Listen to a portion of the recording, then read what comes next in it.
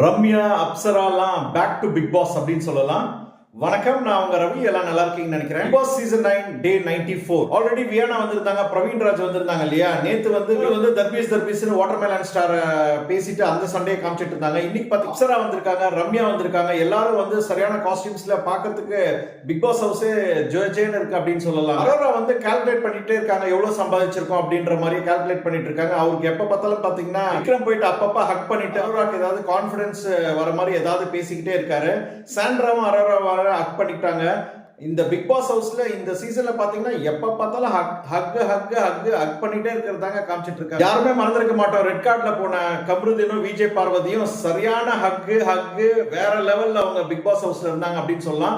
அவங்க ரெண்டு பேர் போனதுக்கு அப்புறமா சண்டையும் கம்மியாயிடுச்சு, பயங்கரமா இருந்த பரபரன்னு இருந்த பிக் பாஸ் ஹவுஸும் வந்து ரொம்ப அமைதியாயிடுச்சு அப்படின்னு நான் நினைக்கிறேன். சரியான காமெடி இன்னைக்கு என்னன்னா, வியானா வந்து திவ்யாவையும் வாட்டர்மெலன் ஸ்டார் திவாகரையும் ஜாக் ரோஸ் அப்படின்னு சொல்லிட்டு டைட்டானிக் மூவியை ஞாபகப்படுத்திட்டு அந்த மூவி மாதிரி ரெண்டு பேரும் ஆக்ஷன் பண்ணுங்கன்னு சொல்லி டைரக்டர் மாதிரி பண்ணது கொஞ்சம் கலகலப்பா இருந்ததுங்க. இன்னைக்கு பிக் பாஸ் ஹவுஸ் வந்து இந்த வீக்ல எப்படியோ ஓட்டிட்டானுங்க அப்படின்னு சொல்லலாம். இன்னும் நாளைக்கெல்லாம் எல்லாரும் பழைய கண்டஸ்டன்ஸ் எல்லாம் ஒருத்தரா உள்ள அகோரியில இருந்து எல்லா கண்டஸ்டன்ஸ் உள்ள வந்தோன்னா சூப்பரா இருக்கும் அப்படின்னு நான் நினைக்கிறேன்.